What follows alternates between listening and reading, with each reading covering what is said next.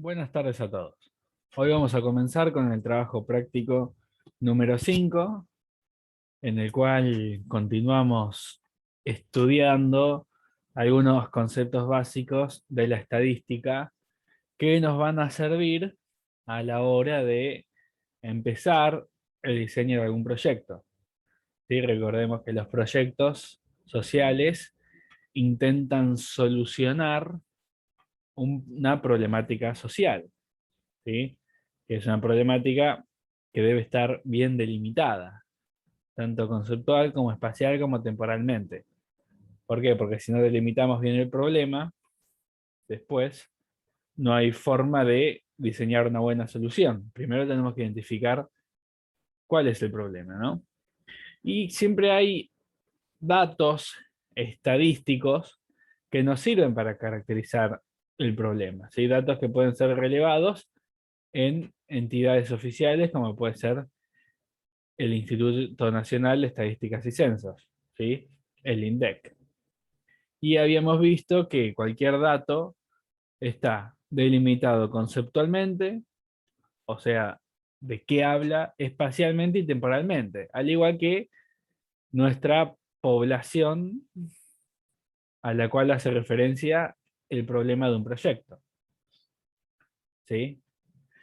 Y habíamos visto, ¿sí? Que este dato, que está compuesto por una unidad de análisis, por una población de estudio, que es el conjunto de unidades de análisis, delimitada conceptual, espacial y temporalmente, por un atributo que llamamos variable, porque asume distintos valores o categorías en las unidades de análisis, y por un valor, ¿no es cierto? Y a su vez, estas variables podían ser cuantitativas, cuando asumían valores numéricos, o cualitativas, cuando no asumían valores numéricos. Y cada una de esas se divide en dos niveles de medición: cualitativas con nivel de medición nominal, que es cuando las categorías no pueden ser jerarquizadas, por ejemplo, nacionalidad, argentino, extranjero, boliviano, paraguayo, si no hay jerarquías. Variables cualitativas ordinales, las cuales sí implican una jerarquización, por ejemplo, nivel de estudio alcanzado, o en las encuestas que te preguntan, no sé, eh, ¿cómo evaluás la manera en que el gobierno nacional manejó la pandemia? ¿No? Entonces te aparecen distintas categorías: nada satisfactorio, poco satisfactorio, satisfactorio, bastante satisfactorio o muy satisfactorio, ¿no? Hay jerarquías. O cuantitativas de razón, que es cuando el cero implica un cero absoluto, o sea, ausencia. ¿Cuántos hijos tenés? Cero. ¿Qué significa? Que no tenés hijos. O de intervalo, que es cuando el cero no implica una ausencia, sino que significa una magnitud. Por ejemplo, que hace 0 grados de temperatura, 0 grados Celsius. No significa que no hay temperatura, sino que 0 grados en la escala de Celsius es una temperatura, una magnitud. Bueno, y vamos a continuar con esto, ¿sí? No vamos a ver tema nuevo. Lo único nuevo que vamos a ver es la diferencia entre un dato científico, o que podríamos llamar un dato individual, o un dato estadístico. Un dato científico es el que relevamos en cada una de las unidades de análisis, ¿sí?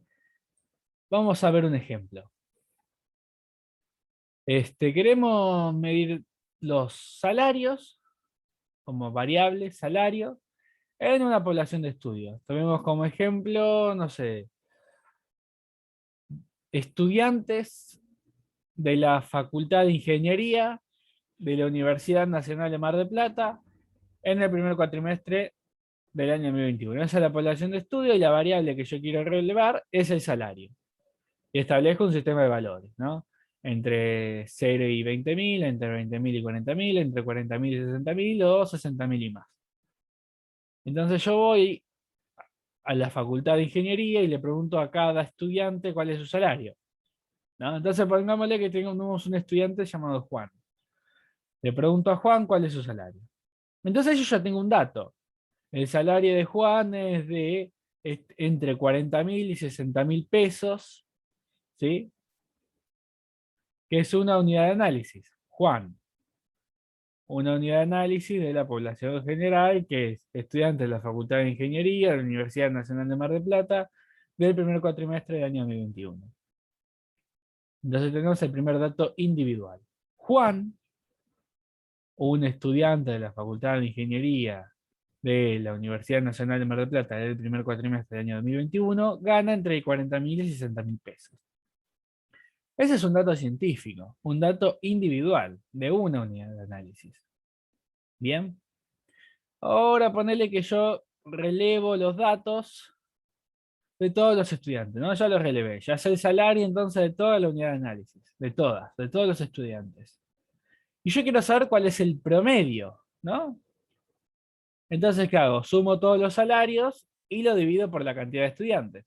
Ponele que son 3.000 estudiantes, sumo los salarios de los 3.000 estudiantes y lo divido por 3.000. Y eso me da un promedio. Entonces puedo decir, no sé, el promedio del salario de los estudiantes de la Facultad de Ingeniería de la Universidad Nacional de Mar del Plata del primer cuatrimestre del año 2021 es de entre 30.000 y 40.000 pesos. Ese es un dato estadístico. ¿Por qué? Porque no me habla de la unidad de análisis, no me habla del estudiante Juan, de Pedrito, de José, de Agustín, de María, de Yamila. No me habla de las unidades de análisis, me habla de la población. ¿Sí? Eso es un dato estadístico, que es el resultado de un análisis del conjunto de datos individuales. Ya el promedio es un análisis. Bien. Eso es un dato estadístico, me caracteriza la población. Y cuando se hace un proyecto social, siempre se buscan datos estadísticos que permitan de alguna manera caracterizar a la población a la que está abocado el problema social y a la problemática social en concreto, ¿sí? Hoy lo que vamos a hacer es, en la primera actividad, desagregar distintos datos, ¿no? Ustedes acá tienen diversos enunciados. Y lo que tienen que hacer es decirme si es un dato o no es un dato. No si es un dato estadístico, eso después. Acá tienen que decir si es un dato, sea estadístico o no. Bien. Y desagregarlo, ¿no? Pongámosle que deciden que es un dato. Por ejemplo, acá tiene el siguiente enunciado. La pobreza en la población argentina es del 44% en el tercer trimestre del año 2021. Entonces me dicen, esto es un dato, ¿por qué? Porque cuenta con los tres componentes de un dato. ¿Cuáles son los componentes de un dato? La unidad de análisis o la población de estudio, si ya estamos en datos estadísticos. La población de estudio que la debemos dividir, que tiene que estar delimitada conceptual, espacial y temporalmente. Una variable y un valor. La variable me tienen que decir si es cuantitativa o cualitativa y su nivel de medición. ¿Bien?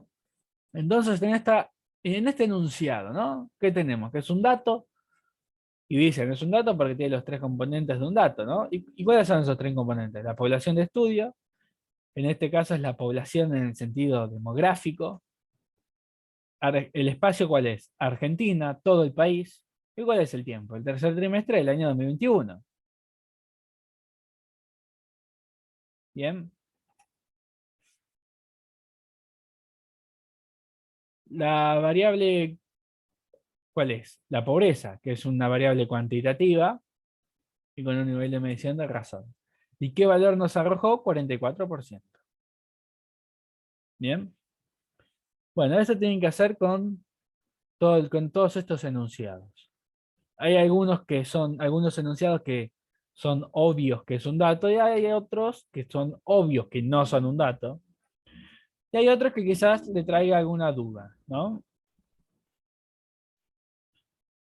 Bueno, después tienen que analizar estos resúmenes de investigaciones y lo mismo, identificar la población de estudio, las unidades de análisis, cuáles son las variables que fueron relevadas, porque por lo general en una investigación no se releva una sola variable.